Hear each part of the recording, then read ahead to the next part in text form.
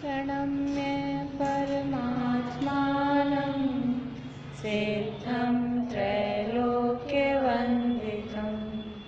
स्वाभाविकचिदानन्द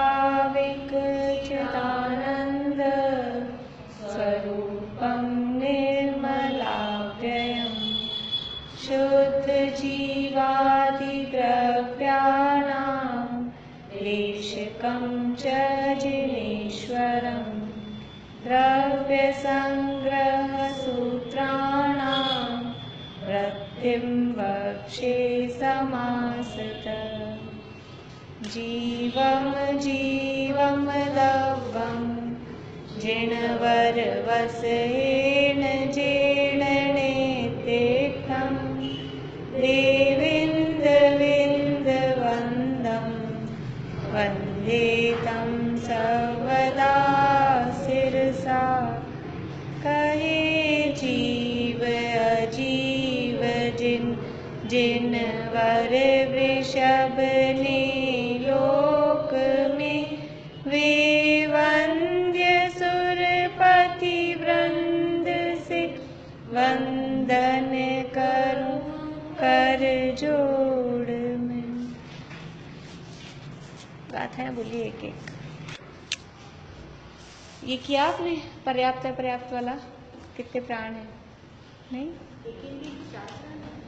हाँ, एक इंद्रिय के पर्याप्त, एक इंद्रिय के सामान्य रूप से 4 प्राण बोलते हैं, पर्याप्त की अपेक्षा से ही। हाँ,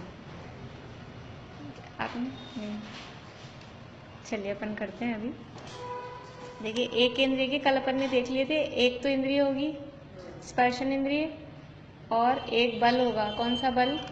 काय बल, और आयु और श्वासोच्छ्वास। तो पर्याप्त अवस्था में कम से कम ये 4 प्राण किसी भी जीव के पूछे जाएं कम से कम तो कितने होंगे? तो 4 प्राण होंगे, और वो भी एक इंद्रिय के होंगे। मतलब इंद्रिय के आधार पे फर्क पड़ेगा इसमें।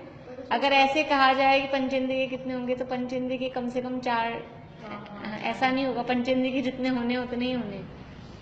सैनी पंचेंद्रिय तो 10 प्राण होंगे ही होंगे उसके पर्याप्त। स्पर्शन काय वो अपर्याप्त तक के, एक श्वास में 18 बार उस अपर्याप्त तक के होता है, उसके श्वासोच्छ्वास नहीं है।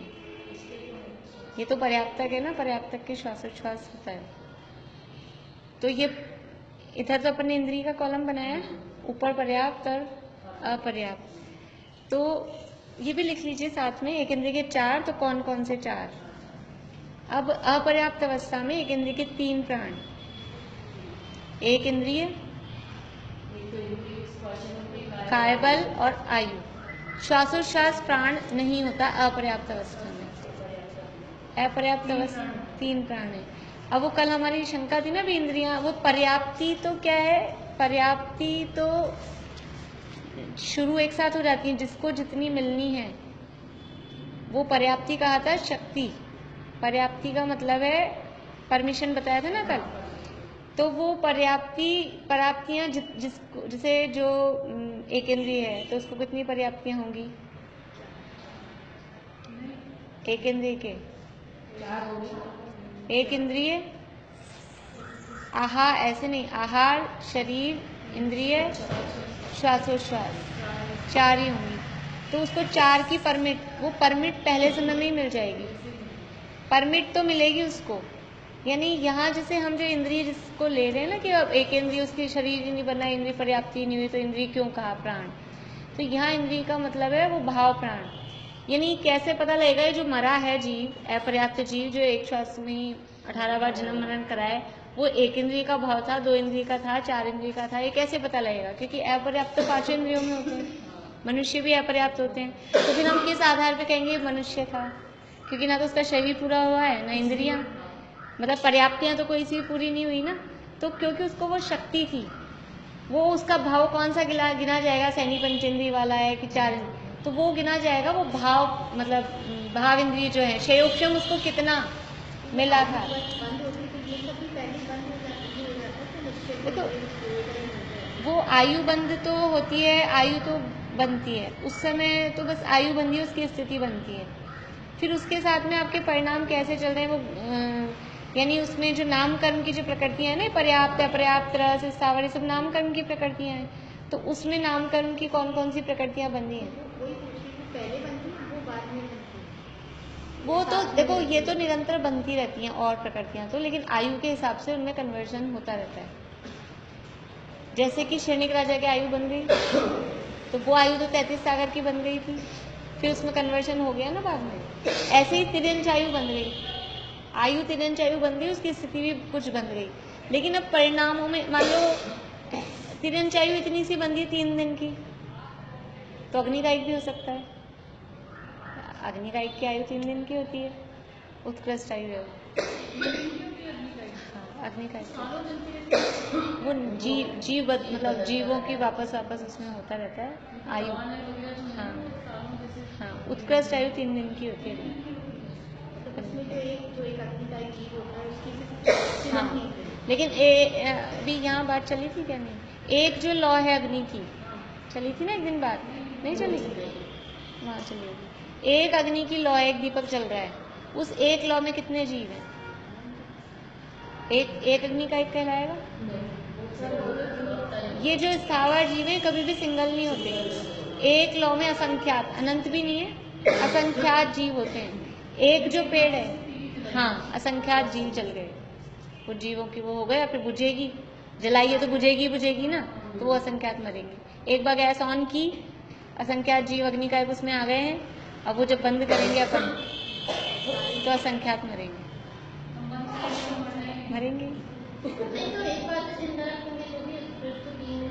3 मिनट नहीं,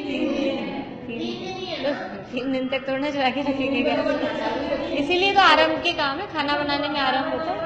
हाँ, एक ही बार में अपन, जैसे पुराने जमाने में थोड़ी यही सुविधाएं कम थी तो पाप कम होते थे।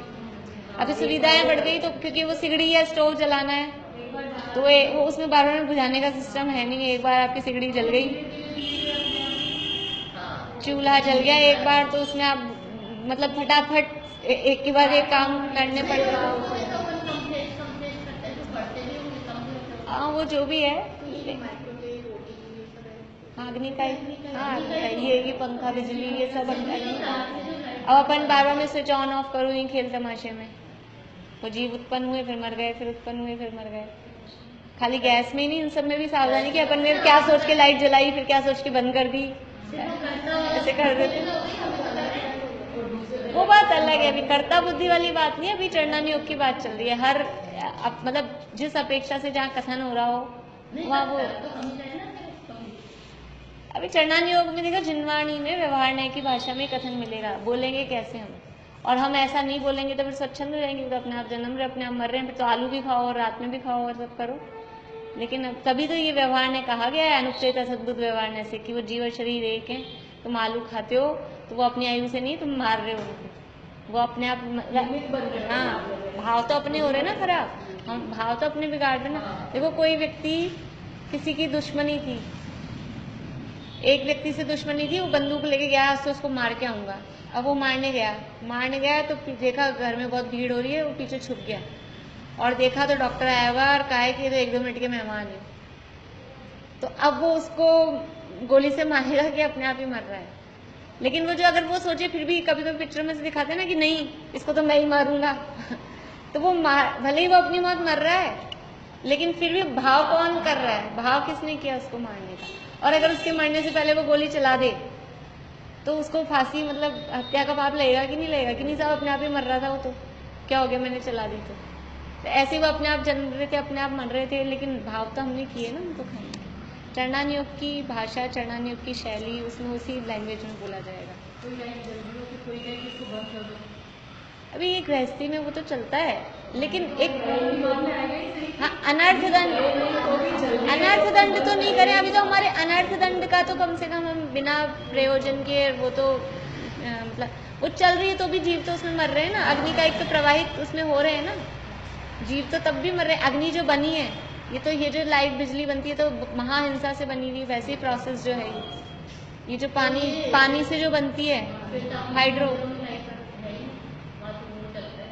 अपने मंदिरों में भी पहले का पंखे तो बिल्कुल ही नहीं होते थे और लाइटें भी नहीं है। अब जितनी सी अब तो एसी लग गए मंदिरों में, डक्टिंग हो गई है, मतलब कितने अहिंसा का काम हो रहा है।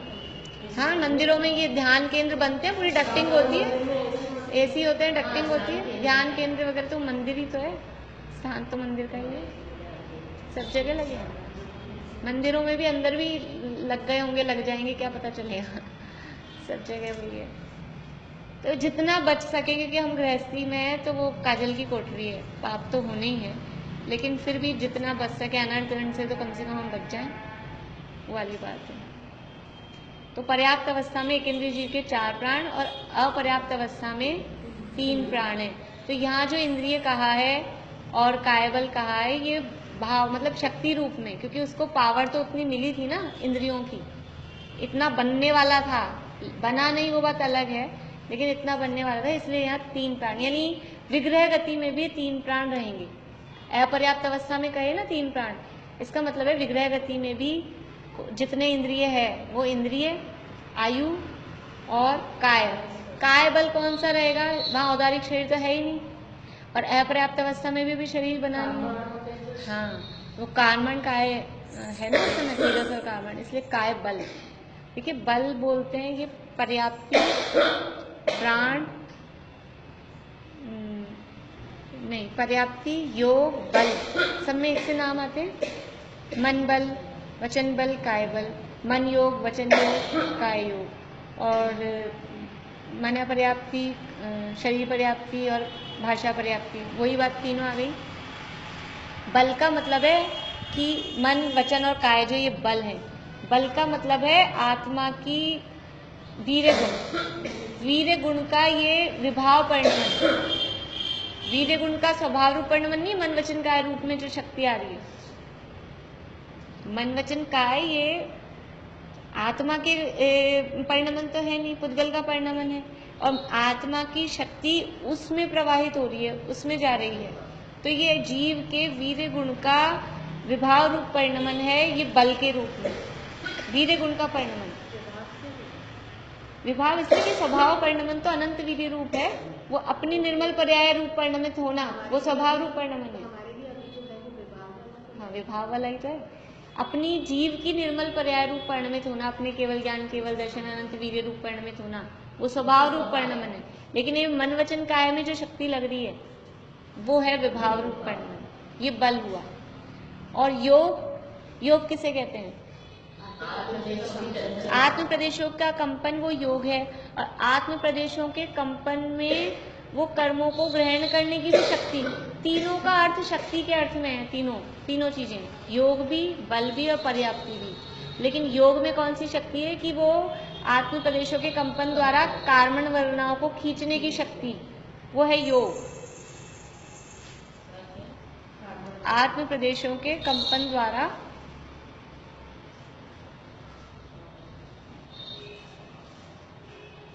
कार्मण वर्गणाओं को खींचने की शक्ति, वो योग है। हाँ, कार्मण वर्गणा वही कर्म, मतलब कार्मण वर्गणा ही होती है ना उस समय, तो कर्म आते हैं, आश्रव जो होता है, काय वांग मन है कर्म योग से आश्रव, आश्रव का मतलब वही कार्मण वर्गणाओं का आना, फिर चिपक जाना, वो बंद।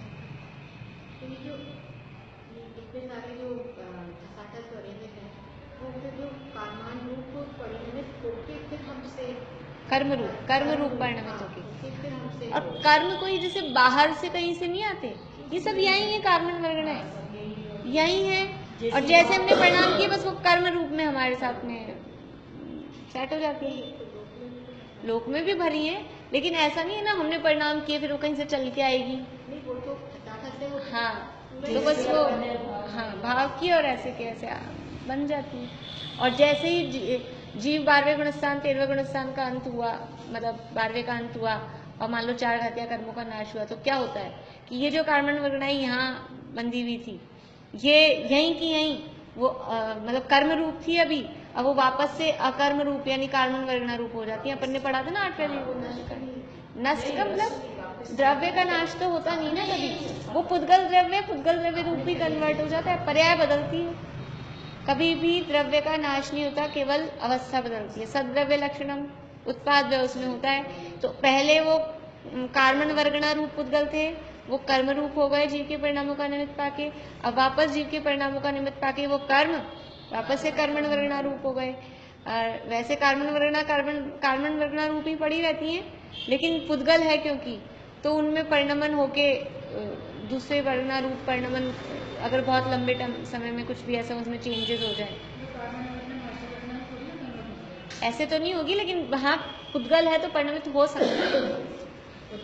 ऐसे तो कार्मण वर्गणा कार्मण, लेकिन अगर उसके परिणमन होते होते वो उनके सबके ये पुद्गल की वर्गणाएं कही गई थी इस प्रकार की, तो सब में कितना कितना, यानी जैसे इतने क्या बोलेंगे परमाणुओं की कार्बन वर्गणा, फिर इतने परमाणुओं की भाषा वर्गणा, तो उनका पूरा सबका सिस्टम है।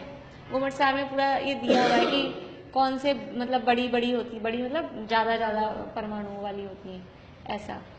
तो अगर उसमें से कुछ वो परमाणु कम हो जाए, निकल जाए, तो वो परिणमन एक बार पॉसिबल है, क्योंकि वो पुद्गल का पुद्गल में हो रहा है। लेकिन वो कर्म जीव रूप हो जाए या जीव कर्म रूप हो जाए, वो कभी मतलब कर्मों का नष्ट हो जाने का मतलब ये नहीं है कि कर्म नष्ट होकर द्रव्य बदल जाएगा।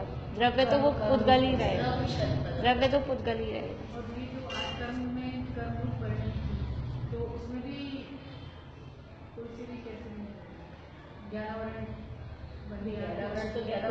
वो जो कार्बन वर्ण है, हाँ, वो जो कार्बन वर्ण आई ना कर्म रूप, तो वो तो प्रदेश मतलब उनके परमाणु की संख्या में तो फिक्स रहता है कि सबसे ज्यादा परमाणु जाते हैं वेदनी कर्म में।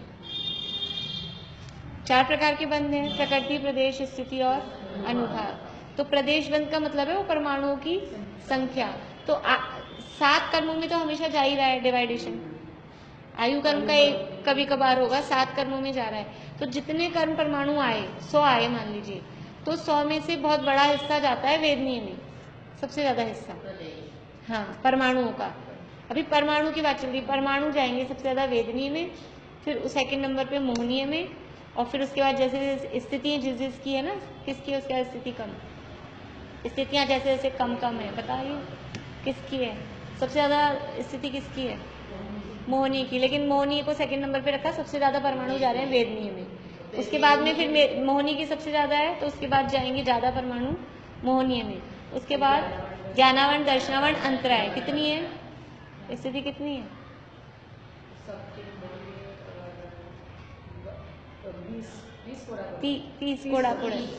30 कोड़ाकोड़ी सागर। तो फिर इन तीनों में जाएंगे बराबर के। फिर उसके बाद किसकी है? नाम, गोत्र, आयु की सबसे कम है, फिर नाम और गोत्र, फिर नाम और गोत्र में जाएंगे। है ऐसा नहीं है, क्यों कम जाना चाहिए? हाँ, तो ज्यादा चाहिए होंगे। ऐसा नहीं है, ऐसा नहीं है कि वो जो परमाणु आएंगे वही परमाणु अपने को बनाएंगे। देखिए, शरीर, नाम कर्म से शरीर बनता है। ये कौन से मतलब निश्चय नया कथन है कि व्यवहार नया कथन है? अभी डिटेल में नहीं जा रहे, व्यवहार का क्यों है? नाम कर्म से ही तो शरीर की रचना होती है, निश्चय में जाना चाहिए ना। नहीं अभी नहीं वो नहीं, अभी उतना, इसलिए मैं कहता हूँ मोटा देखना है। हम कहते हैं ना नाम कर्म से शरीर बनता है, तो ये होता ही है ना। तो ये निश्चय है कि व्यवहार है? ये निश्चय नहीं है, ये व्यवहार है। नाम कर्म है वो कार्मण वर्गणा है, और शरीर है वो कौन सी वर्गणा है? आहार। हाँ, नोकर्म वर्गणा मतलब आहार वर्गणा। आहार वर्गणा या नोकर्म वर्गणा एक ही बात है। हाँ, तो ये वर्गणाएं अलग अलग है। तो एक वर्गणा, ये अलग वर्गणा, ये अलग वर्गणा, दो को मिला के कथन कर रहे हैं, कौन सा व्यवहार हो जाएगा? असद्भुत व्यवहार है। नाम कर्म से शरीर की रचना, लेकिन शरीर की रचना आहार वर्गणा से हो रही है। नाम कर्म से शरीर बनना, ये कहना, ये व्यवहार का कथन है, उपचार का कथन है। निश्चय में जाएंगे तो शरीर तो आहार वर्गणा से बना है। इसलिए वो अपन जो सोच रहे हैं ना, वो जो अभी जो अपन प्रदेश बंध का डिवाइडेशन देख रहे हैं, वो प्रदेश बंध जितने जितने परमाणु है उस परमाणु से शरीर बनेगा, ऐसा नहीं है। वो तो परमाणु आए हैं, अब उन परमाणु में स्थिति और अनुभाग वो जो पड़ रहा है, उससे परमाणु की संख्या कितनी भी हो उससे कोई फर्क नहीं पड़ता सुख दुख में। मतलब फल में उससे कोई फर्क नहीं पड़ता। फल में किससे फर्क पड़ेगा? फल का नाम ही अनुभाग है, अनुभाग से ही फर्क पड़ता है। स्थिति से भी एक बार पड़ता है, लेकिन सबसे ज़्यादा जो फर्क पड़ रहा है वो किससे पड़ रहा है? अनुभाग से। अभी हम देख रहे हैं प्रदेश बंद का डिवाइडेशन। तो सबसे ज़्यादा वेदनीय में जाते हैं, फिर मोहनीय में, फिर ज्ञानार्ण, दर्शनावर्ण, अंतराय, और फिर नाम और गोत्र। और अगर आयु भी बनती हो तो सबसे कम परमाणु जाते हैं आयु में। ये तो परमाणु है। लेकिन अब उस समय हमने परिणाम कैसे किए थे?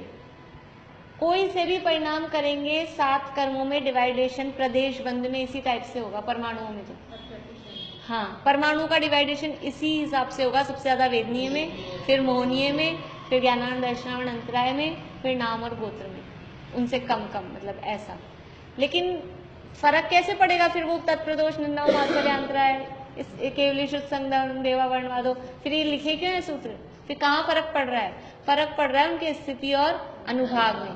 अगर हमने किसी के ज्ञान में बाधा डाली है, हमने ज्ञान की विराधना की है, तो वो जो कर्म परमाणु आए हैं वो परमाणु बटेंगे तो इसी अनुपात में, लेकिन उनमें स्थिति और अनुभाग ज्ञानावर्ण में ज़्यादा पड़ेगा और हमें कम पड़ेगा, क्योंकि हमने ज्ञान की विराधना की है। यदि हमने केवली भगवान का वर्णवाद किया है तो उसमें स्थिति और अनुभाग दर्शन मोहनी में ज़्यादा पड़ेगा। यदि हमने किसी की हंसी उड़ाई है, हंसी मजाक का स्वभाव रखा है, तो चारित्र मोह में, हास्य कर्म में ज़्यादा पड़ेगा। इस हिसाब से हमने यदि दूसरों की निंदा, अपनी प्रशंसा, ऐसे परिणाम उस समय ज़्यादा किए हैं तो नीच गोत्र में ज़्यादा स्थिति अनुभाग पड़ेगा। वो फर्क उसमें पड़ेगा। वो फर्क उसी से होता है, असली फर्क उसी से, बाकी परमाणु उसके मतलब है। तो ये हो गई। आप अपने बात क्या चल रही थी? बल, योग और पर्याप्ति। पर्याप्ति है, हाँ नहीं, अभी ये 3 बातें चल रही थी ना अपनी। 3 पर्याप्ति नहीं, ये तो प्राण है। ये तो अभी प्राण की बात चल रही है। अभी तो ये वो अपन बात दूसरी चल रही, तीनों में अंतर देख रहे थे ना अपन, बल में, योग में और पर्याप्ति। बल में जीव के वीर्य गुण की विभाव रूप अवस्था, मन वचन काय बल में। खाली बल नहीं, मन वचन काय बल ही, मतलब ये बल का मतलब मन बल, वचन बल, काय बल ही है। यहाँ बल मतलब सिंगल वीर्य ऐसा नहीं, क्योंकि फिर विभाव परिणमन बोल रहे हैं ना हम, इसलिए ये जो प्राणों में जो बल है तो वो मन बल, वचन बल और काय बल, प्राण वाला जो बल है ना उसकी बात है। वीर्य गुण की विभाव परिणमन, मन बल, वचन बल और काय बल है।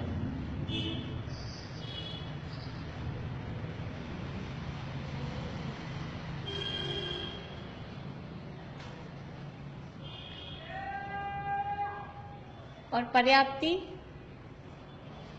पर्याप्ति ये जो 6 चीजें हैं, आहार, शरीर, इंद्रिय, श्वासोच्छ्वास, भाषा और मन, इनकी पूर्णता की शक्ति। आहार, शरीर, इंद्रिय, एक मिनट और डेफिनेशन, इंद्रिय, श्वासोच्छ्वास, भाषा और मन,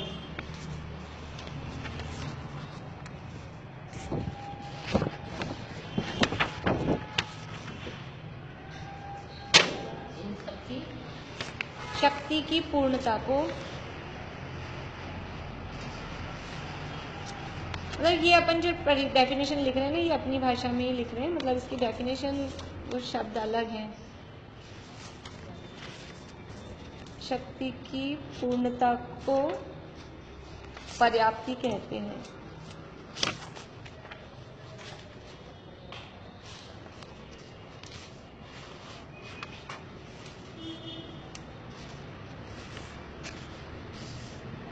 ठीक है, वैसे एक्चुअल डेफिनेशन क्या है इसकी वो भी लिख लीजिए, जो गोमट साहब ने जो परिभाषा दी है ना इसकी, पर्याप्ति की।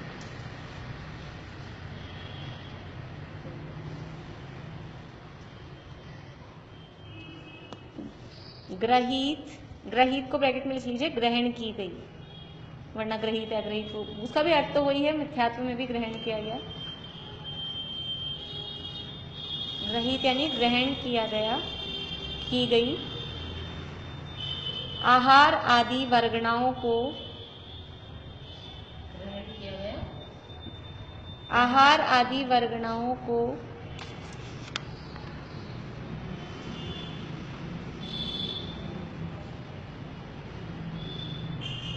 खल रस, खल मतलब होता है कठोर और रस यानी तरल। कल बताया था मैंने ये शब्द आपको। हाँ, खल यानी कठोर, हाँ, और रस यानी तरल, लिक्विड। खल रस आदि रूप, खल कस नहीं, खल का मतलब कठोर, सॉलिड। हाँ, आप सॉलिड भी लिख सकते हो, इंग्लिश में भी लिख सकते हो। खल तरल यानी लिक्विड। हाँ, खल यानी सॉलिड और रस यानी लिक्विड। भाई शरीर में दो चीजें हैं ना, सॉलिड भी है लिक्विड भी है, तो दोनों। खल रस आदि रूप परिणमाने की जीव की शक्ति की पूर्णता को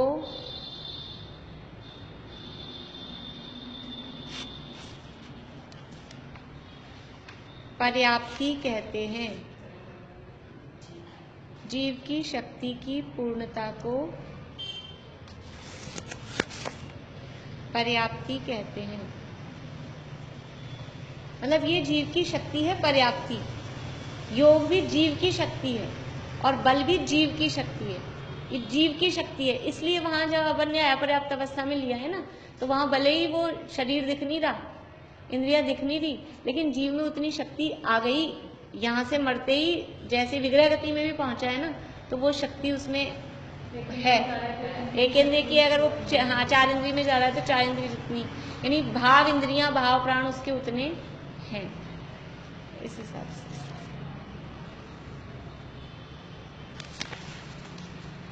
अब दो इंद्रिय में पर्याप्त अवस्था में कितनी इंद्रिय, कितने प्राण होंगे? 5 इंद्रिया में से इंद्रियां कितनी होंगी? 2 इंद्रिय। कौन कौन सी? स्पर्शन और रसना। बल कौन कौन से होंगे? काय और वचन। हाँ, काय बल और वचन बल। मन नहीं है, हाँ, 2 इंद्रिय के वचन बल। हाँ, भाषा पर्याप्ति पूरी होने पर ही वचन बल, मतलब वो बल प्रकट होता है। ये पर्याप्त की बात कह रहे हैं ना हम, इसलिए। और जो अपर्याप्त है उसके तो होगी नहीं। और आयु और श्वासोच्छ्वास है 6 प्राण, यानी कम से कम है तो 4, उसके बाद होंगे तो 6 होंगे, 5 प्राण किसी के नहीं होंगे। मन कहाँ है? प्राण है, प्राण में बता दूं। हाँ, दोनों।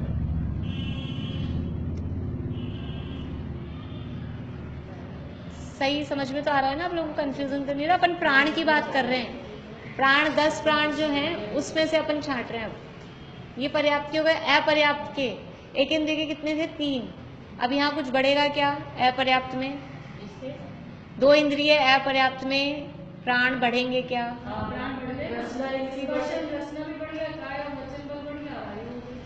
आयु तो है ही। हाँ, आयु है, श्वासोच्छ्वास है, और इंद्रिय में 2 इंद्रियां हैं और काय में 2 काय और बल में मतलब नहीं, काय हो गई, वचन बल नहीं होगा। हाँ, अभी मैंने बोला ना वचन बल नहीं होगा। भाषा पर्याप्ति पूरी होने पर ही वचन बल आता है। तो प्राण तो पर्याप्त के तो वचन बल है, लेकिन अपर्याप्त के वचन बल नहीं है। केवल इंद्रिय बढ़ेगी। 3 प्राण अभी एक इंद्रिय के थे और 2 इंद्रिय अपर्याप्त के 4 प्राण, बस एक इंद्रिय बढ़ गई। एक इंद्रिय बढ़ गई।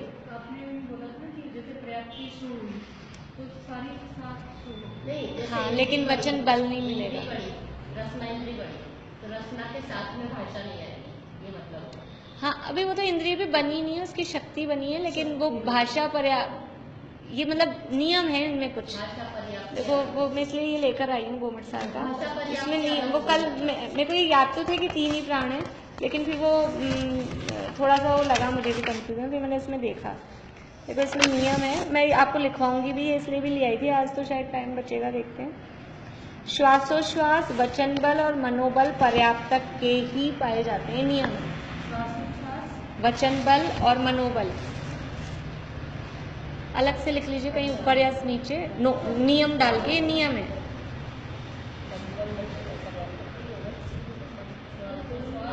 वचन बल और मनोबल ये सामान्य नियम है, मतलब किसी का भी अपने को देखना होगा ना, अगर अपर्याप्त है तो उसके वचन बल होएगा ही नहीं, मनोबल होगा ही नहीं। ये सामान्य नियम है, मतलब अगर अपने को किसी का भी देखना हो, हाँ, वचन बल और मनोबल पर्याप्तक के ही होते हैं। तो वचन बल नहीं है तो भाषा वर्णन का है, भाषा वर्णन पड़ेगी।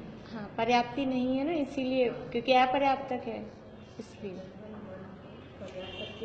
अब वो शरीर पर्याप्ति भी काय बल इसलिए लिया अपन ने, वो कार्मन और तेजस काय है ना, वो शक्ति के हिसाब से भी ज़्यादा ये वाला अप्रोप्रिएट है उसमें, कि उसमें कार्मन काय है, इसलिए काय बल लिया। एक इंद्रिय अपर्याप्त के हमने जो काय बल लिया। और इंद्रिय क्यों लिया इंद्रिय में, क्योंकि वो भाव इंद्रियां है, भाव प्राण रूप जो सूक्ष्म ज्ञान रूप उतना ज्ञान तो उसको है, इसलिए इंद्रिय लिया अपर्याप्त के। और काय बल क्यों लिया, क्योंकि उसके तेजस और कार्मण है काय, इसलिए, और आयु प्राण तो है ही है, इसलिए अपर्याप्त अवस्था में कम से कम 3। और 3 प्राण ये सभी के होते हैं। एक इंद्रिया, जितनी भी इंद्रियां हो उसकी इंद्रिया, आयु और कायबल, इंद्रिय कायबल और आयु, ये सभी के मतलब पर्याप्त के अपर्याप्त के विग्रह गति वाले के सबके होंगे, कम से कम ये 3 तो होंगे, इंद्रिय काय और आयु।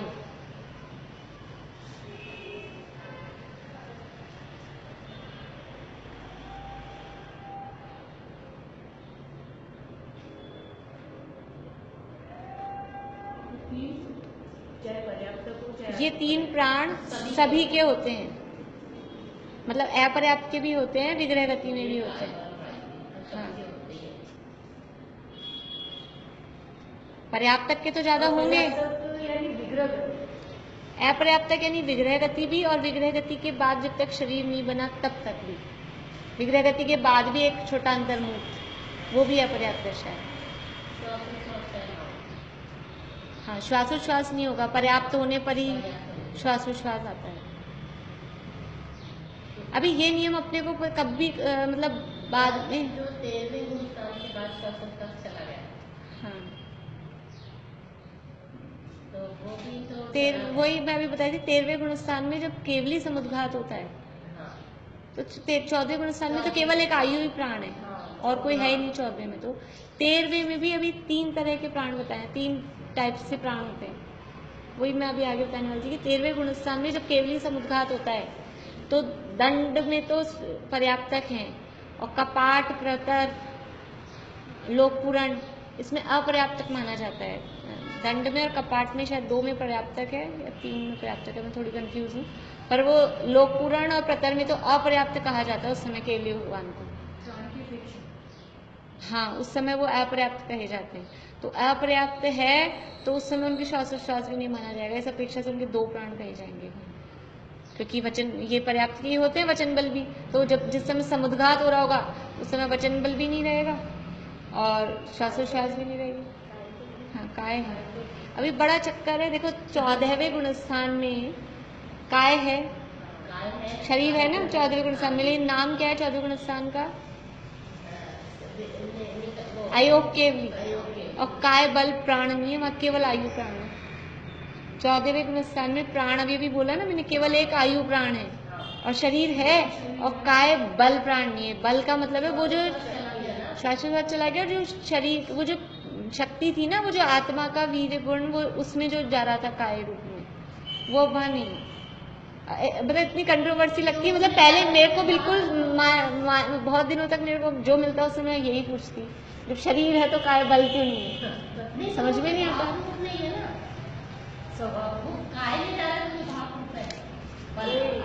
अभी तो जैसा 13वें में दिख रहा था वैसे उतनी सी देर का तो 14वां है,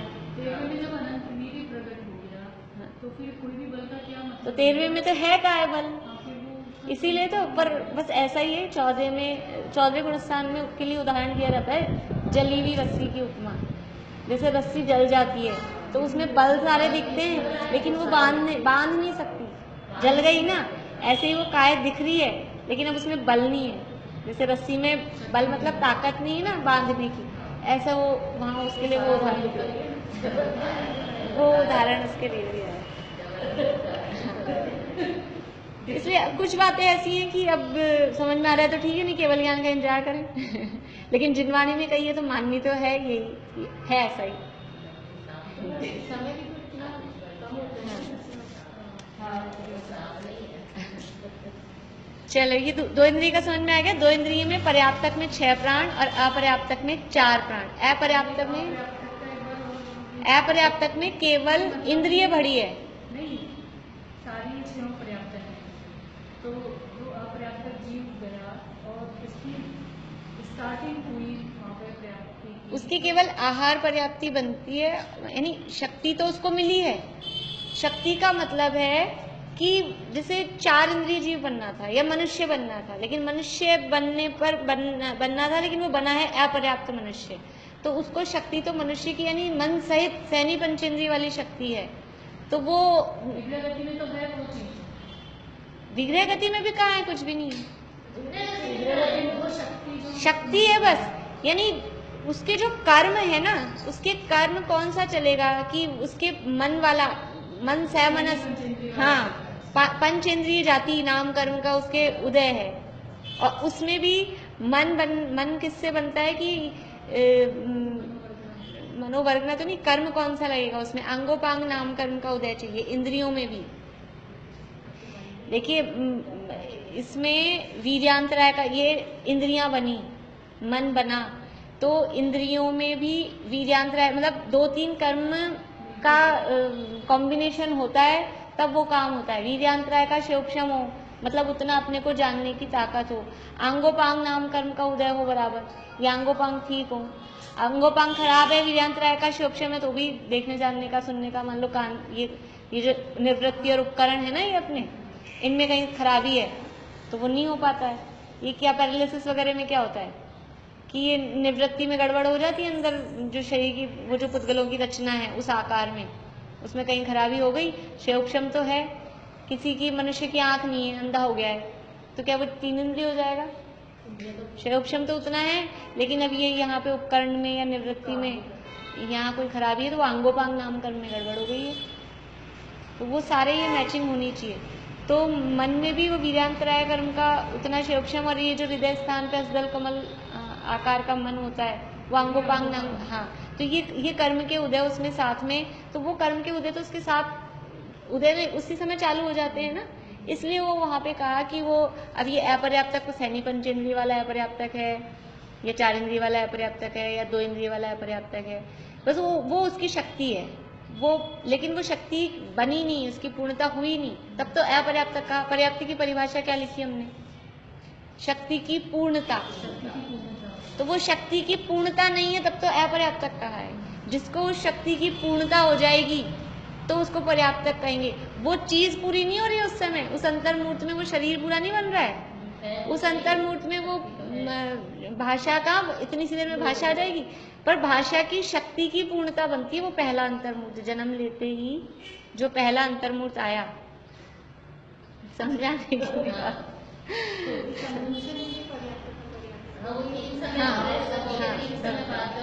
हाँ, विग्रह गति का काल पूरा हुआ। अब इसका विग्रह गति का काल पूरा होते ही बोलते हैं जन्म। जन्म लेते ही ये वो व्यवस्था जुटाता है, ऐसा नहीं है उसको जाते मिनिस्टर की जैसे तैयार बंगला, किसी भी जीव को तैयार बंगला नहीं मिलता है।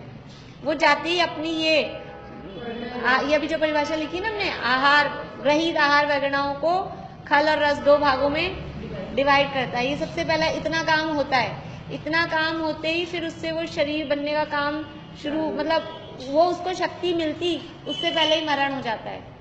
उसको वो वर्गणाएं ग्रहण करने की शक्ति आई, केवल अभी तो ताकत इतनी आई कि आप ये वर्गणाएं ग्रहण कर सको और उसको ऐसे डिवाइड कर सको, फिर उसके बाद शरीर बनाओ, इंद्रिया बनाओ, ऐसी शक्ति मिलने वाली थी, लेकिन वो शक्ति मिली नहीं, उससे पहले ही खत्म, इसलिए उसका नाम है अपर्याप्त। और जिनको ये शक्तियां पूरी मिल गई फिर वो बनता है धीरे धीरे शरीर वगैरह, वो तो पूरा प्रोसेस जो है उसमें, तो वो जिसको वो शक्ति पूरी मिल जाती है तो वो कहलाता है पर्याप्त, और जिसको शक्ति भी पूरी नहीं मिली तो वो कहलाएगा अपर्याप्त। तो अपर्याप्त की एक बार वो बार-बार जब तक रिपीट नहीं होगा ना तब तक वो क्लियर नहीं हो पाएगा। अपर्याप्त तो कहते हैं कि शरीर पर्याप्ति पूरी होने से पूर्व ही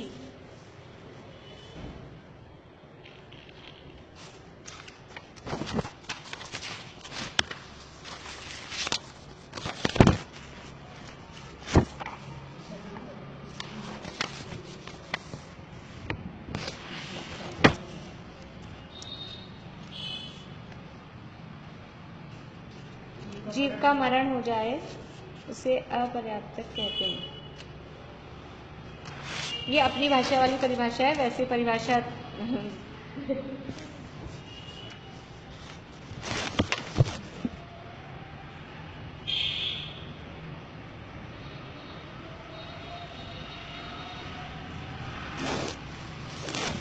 इसको ये भी कहते हैं कि जिसकी एक भी पर्याप्ति पूरी नहीं हो, क्योंकि वो पहली आहार पर्याप्ति मतलब वो तो चालू रहती है। हाँ, मतलब ऐसा भी मतलब कहीं तो ऐसे कहते हैं कि शरीर पर्याप्ति पूरी नहीं हुई उससे पहले ही मरण हो गया, और कहीं ऐसे भी कहते हैं कि जिसकी एक भी पर्याप्ति पूरी नहीं हुई हो। तो ये भी लिख लीजिए, जिसकी एक भी पर्याप्ति पूरी नहीं होती है। ढंग से तो ऐसे लिखिए प्रॉपर परिभाषा। अपर्याप्त नामकर्म के उदय से, देखिए त्रस किसे कहते हैं?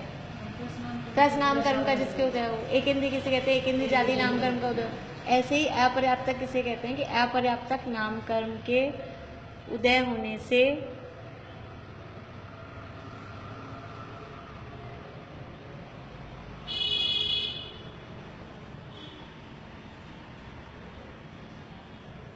क्या लिखा? अपर्याप्तक नामकर्म के उदय होने से जो जीव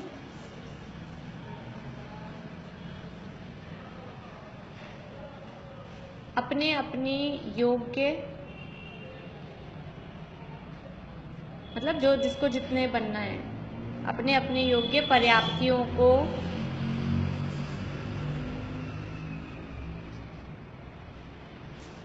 पूर्ण न करके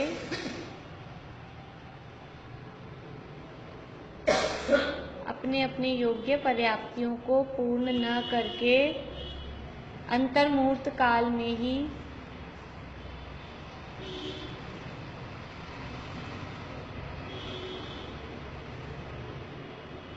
मरण को प्राप्त हो जाए,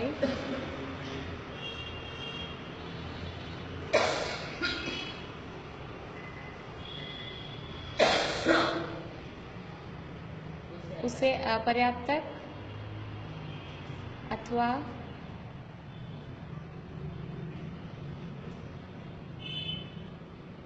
लब्धि अपर्याप्तक, इसके लिए शब्द आता है लब्धि अपर्याप्तक,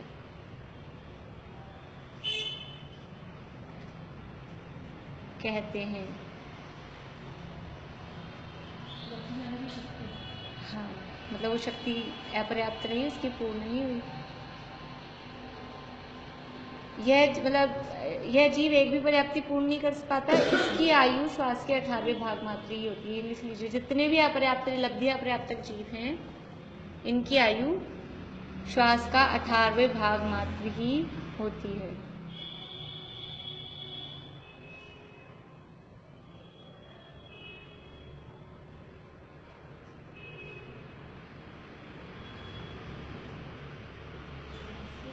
अठारहवें भाग मात्र ही होती है।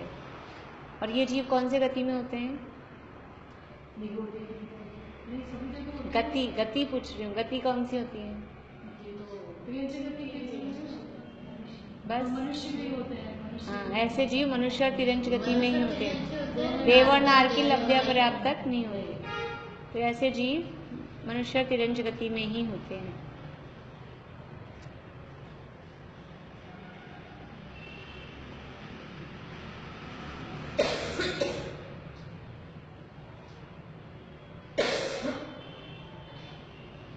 और ऐसे जीव सम्मूर्छन ही होते हैं।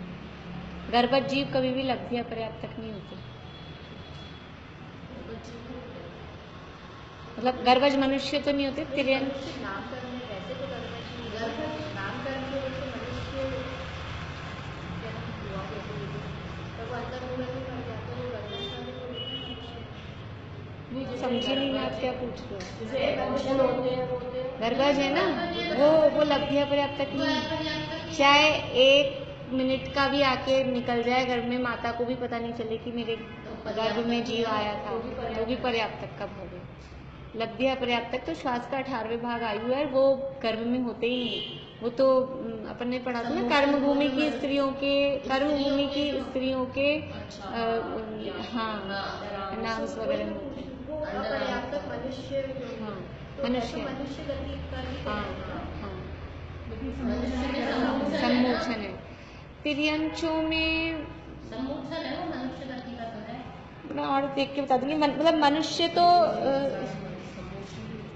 तिर्यंच गर्भज भी लब्ध्या पर्याप्तक होते हैं या नहीं होते, मैं देख के और बता दूंगी। अभी तो मेरे को यही ध्यान है कि नहीं होते हैं, और देख लूंगी। अभी ये जो अपन ने सबसे पहली परिभाषा लिखी थी ना, शरीर पर्याप्ति में पूरी होती, ये परिभाषा गलत नहीं है, लेकिन ये किस अपेक्षा से लिखी हुई है कि पर्याप्तक किसे कहते हैं, कि जिनकी शरीर पर्याप्ति पूरी हो जाती है ना, बस उसी को पर्याप्तक कह देते हैं, फिर बाकी की होती रहे। शरीर पर्याप्ति पूरी हो गई तो आगे की पर्याप्तियां पूरी होंगी, और वो उससे भी नहीं है, वो तो जो जैसा नामकरण लेके आए ना एक्चुअल में, तो पर्याप्तक बनेगा कि अपर्याप्तक बनेगा, कि जिसके जो नामकरण का उदय, क्योंकि जब तक अंतर्मुहूर्त तक तो किसी की भी पर्याप्तियां पूरी नहीं हो रही है। अंतर्मुहूर्त तक जन्म लिया, जन्म से अंतर्मुहूर्त तक किसी की भी पर्याप्तियां पूरी नहीं हो रही, तो वो अंतर्मुहूर्त टाइम तक तो सभी अपर्याप्तक ही हैं। लेकिन जो पर्याप्तक नामकरण का उदय लेकर आए हैं, वो तो इस अंतर्मुहूर्त के बाद पर्याप्तक हो जाएंगे, लेकिन जो अपर्याप्तक नामकरण का उदय लेकर आए हैं, वो इस अंतर्मुहूर्त के पहले ही खत्म हो जाएंगे। तो जिनके पर्याप्तक नामकरण का उदय है और अभी इस प्रोसेस में है, इस अंतर्मुहूर्त में है, उनको बोलते हैं निवृत्ति अपर्याप्तक। पहले पढ़ाया अपन ने, हाँ। इनको बोलते हैं जिनके पर्याप्तक नामकरण का उदय है लेकिन अभी पर्याप्तियां पूरी नहीं हुई हैं, प्रोसेस में हैं, वो कहलाते हैं निवृत्ति अपर्याप्तक।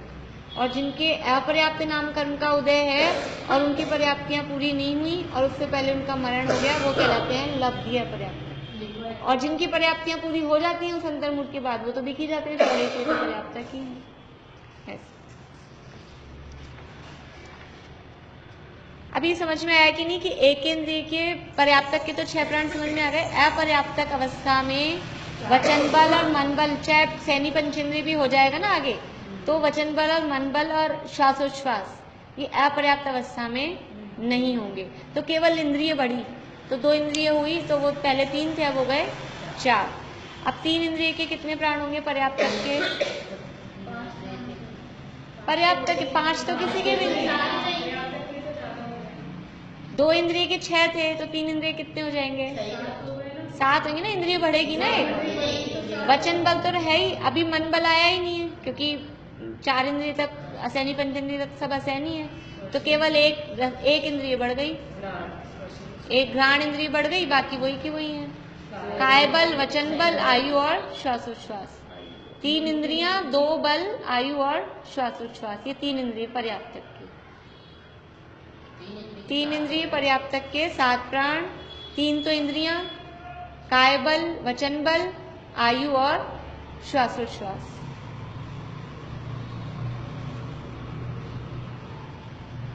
क्या हुआ? हो गया? गिन रहे आप कुछ? अब 4 इंद्रिय, 3 इंद्रिय अपर्याप्तक के, 3 इंद्रिय अपर्याप्तक के 5 प्राण होंगे, बस 1 इंद्रिय बढ़ेगी, और कुछ बढ़ना नहीं है, वचन बल आएगा नहीं अभी, तो अपर्याप्तक के 3 इंद्रिय के 5 प्राण हो गए, घ्राण इंद्रिय बढ़ गई। इसके बाद में 4 इंद्रिय पर्याप्तक के 8 प्राण होंगे, क्यों? बस 1/4 इंद्रिय बढ़ गई। 3 इंद्रिय अपर्याप्तक के 5 प्राण, बस ऊपर वाले से 1 इंद्रिय बढ़ गई। कौन से पर्याप्तक? कितने इंद्रिय पर्याप्तक? 4 इंद्रिय पर्याप्तक के 6 कहाँ? 6 तो 2 इंद्रिय के ही हैं, 8 होंगे। हाँ, अपर्याप्तक। पहले पर्याप्तक देख लें, 4 इंद्रिय पर्याप्तक के 8 प्राण, 1 चक्षु इंद्रिय बढ़ गई, बाकी वही है, यानी 4 इंद्रियां, 2 बल, आयु और श्वासोच्छ्वास।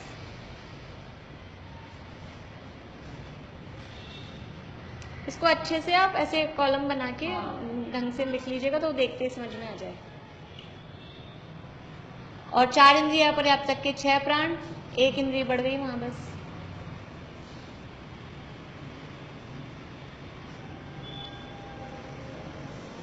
अब है असैनी पंचेंद्रिय। असैनी पंचेंद्रिय पर्याप्तक के कितने प्राण होंगे? असैनी पंचेंद्रिय पर्याप्तक 9। मन बल नहीं है, बाकी 5 इंद्रियां, 2 बल, आयु और श्वासोच्छ्वास। 5 इंद्रियां, बल 2 होंगे, वचन बल और काय बल, आयु और श्वासोच्छ्वास। अभी पर्याप्तक के बता रहे हैं 9। अब अपर्याप्तक के 4 इंद्रिय के कितने थे? 6। तो इस असैनी के कितने होंगे? 7।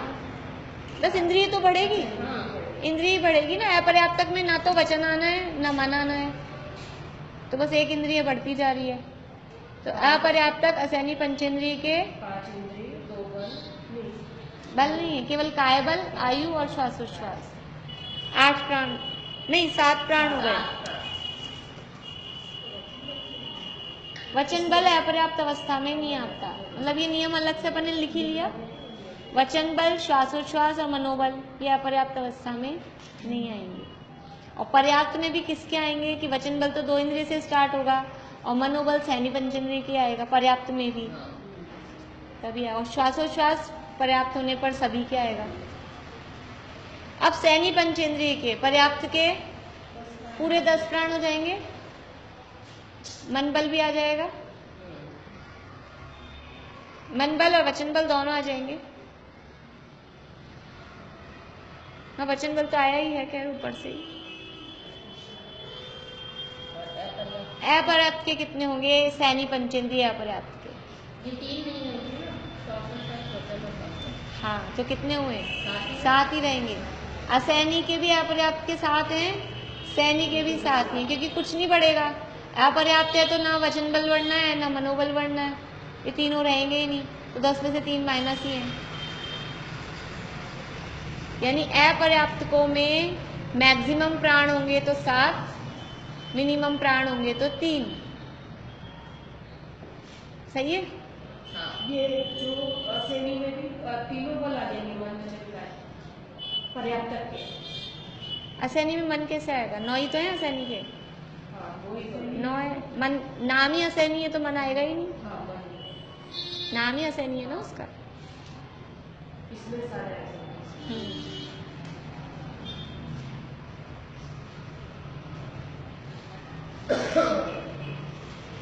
अभी पर्याप्ति और प्राण में क्या अंतर है? पर्याप्ति नहीं, आयु कहाँ पर है? पर्याप्त में आयु नहीं आएगा। आहार शरीर इंद्रियों की रचना,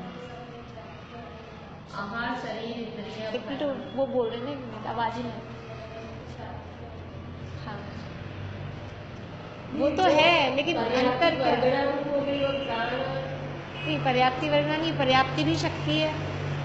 अभी बताया ना, पर्याप्ति भी शक्ति की पूर्णता है, पर्याप्ति भी शक्ति है। आप क्या बोल रहे हो? आप बोलो।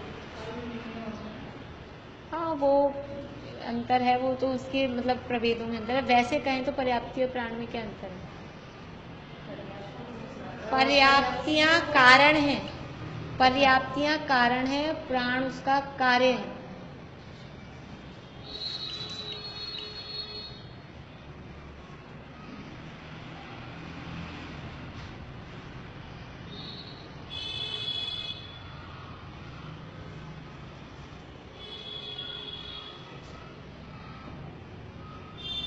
ये तो एक बात हुई। अभी इसके अपोजिट दूसरी बात, भाव प्राण कारण है और पर्याप्तियां कार्य है। ये भाव प्राण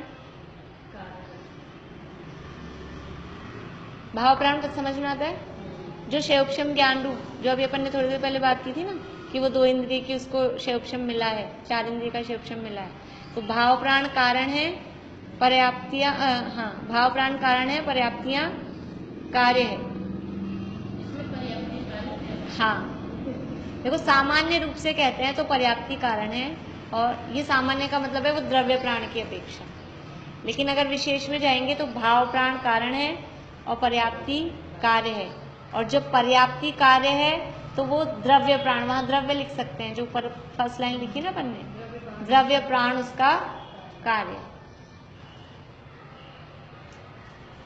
बाकी पर्याप्ति तो वो पुद्गलों को अपने शरीर आदि इंद्रिय आदि रूप परिणमित कराने की शक्ति है, और प्राण है वो मतलब बोलने की, वचन आदि या मन के द्वारा विचार करने की वो हमारी वो योग्यता है।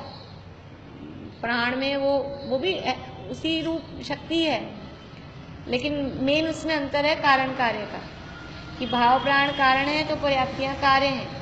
और उसके बाद मतलब ये होता ही है, भाव प्राण जैसे होंगे उसी आधार पे पर्याप्ति कही जाएगी, और फिर जितनी पर्याप्तियां होगी उसी आधार पे द्रव्य प्राण होंगे। तो दोनों में ऐसे कारण कार्य का इस तरह का एक मतलब संबंध इनमें बनता है। इस तरह से ये अपनी यहाँ पे जो बात थी ये कल रह गई थी। कठिन तो नहीं हो गया आप लोगों को? पढ़ा हुआ है